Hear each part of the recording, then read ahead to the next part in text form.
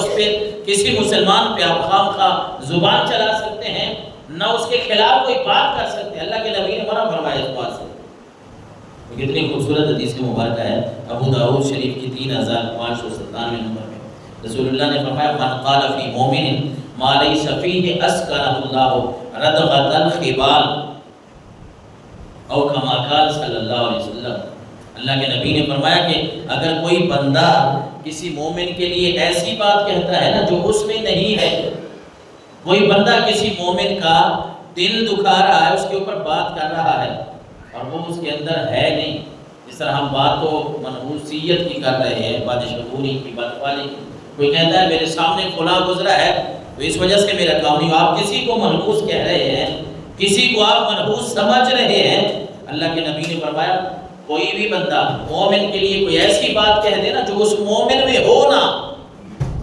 ہو سکتا ہے جس کو آپ منحوس سمجھ رہے ہیں اللہ کے اس کا بڑا مرتبہ ہو، بڑا مقام ہو، کسی بھی طریقے پہ اس کے اندر کوئی ایسی نیکی پائی جاتی ہو، اللہ کے بندے تو اس سے بھی زیادہ رب سے پیار کرتا ہو، پھر کیا کرے گا؟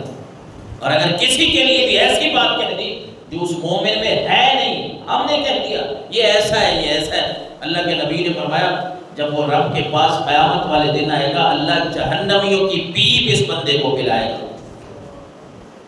کس کو بھلا؟ جو کسی مومن کو تکلیف دیتا ہے زبان سے، کسی کو تکلیف دیتا ہے ہاتھ سے، کسی بھی طریقے پہ کسی مسلمان کی بے عزتی کرتا ہے، بے عزتی کا سبب بنتا ہے، اس مومن میں وہ کمی ہے نہیں، وہ گناہ ہے نہیں،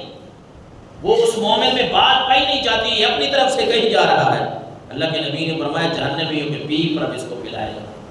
آپ اس بات سے اندازہ لگائیں، اور یہ حدیث مبارکہ ہے معجم اوسط کی، رسول اللہ نے فرمایا من آذا فقد آذانی ومن آذانی فقد آذى اللہ۔ مومن کی شان، مسلمان کی شان رب نے کتنی رکھی ہے؟ اللہ کے نبی نے فرمایا جس نے کسی مسلمان کو تکلیف دی، کسی مسلمان کو، کوئی امیر غریب کا تذکرہ نہیں ہے، کوئی عالم دین کا، کوئی پڑھے لکھے کا تذکرہ نہیں ہے، کوئی پی ایچ ڈی آدمی کا، ڈاکٹر کا تذکرہ نہیں ہے، رسول اللہ نے فرمایا کوئی کسی بھی مسلمان کو تکلیف دیتا ہے بغیر کسی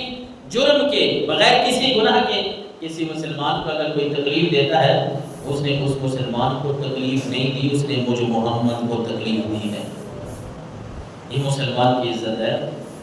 یہ مسلمان کو رب نے شان عطا فرمائی ہے کہ اللہ کے نبی فرما رہے ہیں تم اگر کسی کو بغیر وجہ کے تکلیف دو گے تو یاد رکھو تم نے اس کو تکلیف نہیں دی، تم نے آمنہ کے لال کو تکلیف دی ہے۔ اور پھر فرمایا فقد آذانی ومن آذانی فقد آذى اللہ، اور جس نے مجھ محمد کو تکلیف دی، جس نے آمنہ کے لال کو تکلیف دی،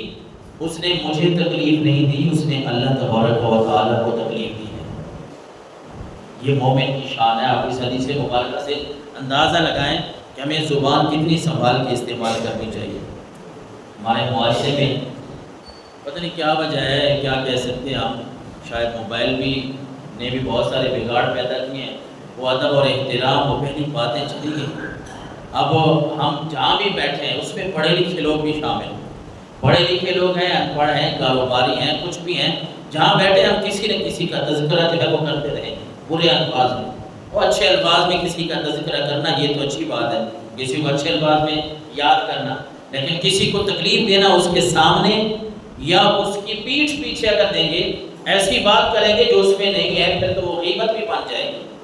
کسی کی غیبت کریں گے، کسی کے پیٹھ پیچھے بولیں گے، یا سامنے اس کو ایسے جملے کسیں گے جو اس مومن کے اندر ہے نہیں، اس کی بے عزتی کا سبب بنیں گے۔ تو یاد رکھیں کہ اللہ کے نبی نے فرمایا تم نے اس مسلمان کو تکلیف نہیں دی، تم نے مجھ محمد کو تکلیف دے دی ہے، اور جس نے مجھے تکلیف دی ہے اس نے مجھے تکلیف نہیں دی، اس نے اللہ تبارک و تعالیٰ کو تکلیف دی ہے۔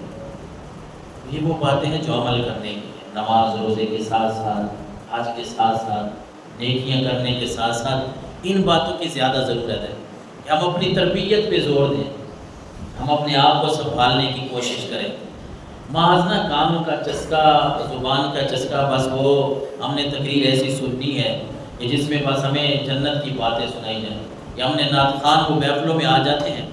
انہوں نے تو ہمیں یہ بتانا ہے، نعت خوان جو آج کل کے ہیں وہ یہ ہم کو آگے سمجھاتے ہیں، پڑھاتے ہیں کہ میں تو کیا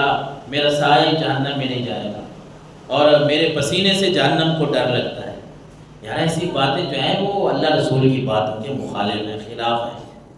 کہ وہ جنت اور جہنم جو رب نے بنائی ہے نا، وہ جنت اتنی سستی نہیں ہے کہ ہم نے کلمہ پڑھ لیا ہے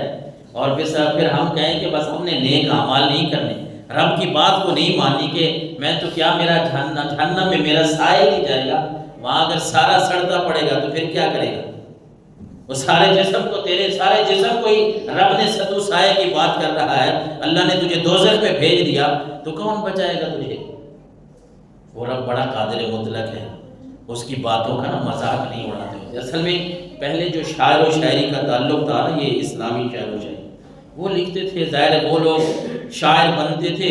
جنہیں کو قرآن حدیث کا علم آتا تھا، وہ پھر اپنے شعر کو پرکھتے تھے کہ یہ کہیں اللہ اور اس کے رسول کے مخالف تو نہیں جا رہا، قرآن حدیث کے مطابق ہے کہ نہیں۔ وہ پھر خود اپنے اوپر اعتماد نہیں کرتے تھے، دوسروں سے پڑھواتے، یار یہ فلانا علامہ صاحب ہے، یہ مفتی صاحب ہے، یہ دین کو سمجھتے ہیں، میں ان کو جا کے چیک کرواؤں، دکھاؤں، اور پھر وہ اپنے کلام کو شائع کرواتے تھے۔ اور آج کل وہ سسٹم رہا نہیں ہے، اور پھر ایسے ایسے جملے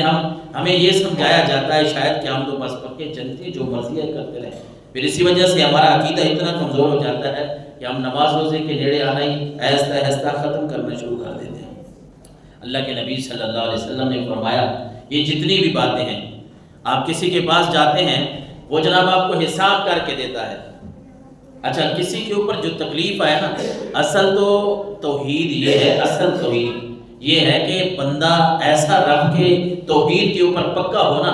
کہ خوشیاں ہوں یا غم، ہر حوالے سے وہ اللہ تبارک و تعالیٰ کی رحمت کے ساتھ چمٹا رہے۔ لیکن ہمارے یہاں نا تھوڑا سا یہ ہمارے اندر تذبذب یہاں آ جاتا ہے جب ہمارے اوپر کوئی تکلیف آتی ہے نا، تکلیف، اصل تو یہ ہے کہ بندہ تکلیف میں رب کی طرف رجوع کرے، رب کے سامنے جھکنا شروع کر دے۔ اگر 5 وقت کی نماز پڑھ رہا تھا تو 6ٹھی نماز تہجد کی بھی شروع کر دے۔ تکلیف آئے تو رب کے سامنے جھکے، رب سے معافی مانگے، رب کو یاد کریں، گڑ گڑائیں، رب سے رو رو کے دعائیں کریں، یا اللہ فلاں تکلیف آ گئی ہے، تو ہی دور کرنے والا ہے، کس کے پاس جائیں گے؟ مَن یغفر الذنوب الا اللہ، تیرے سوا تو ہمارے پاس کوئی در ہے ہی نہیں، تو نے ہی معاف کرنا ہے۔ اصل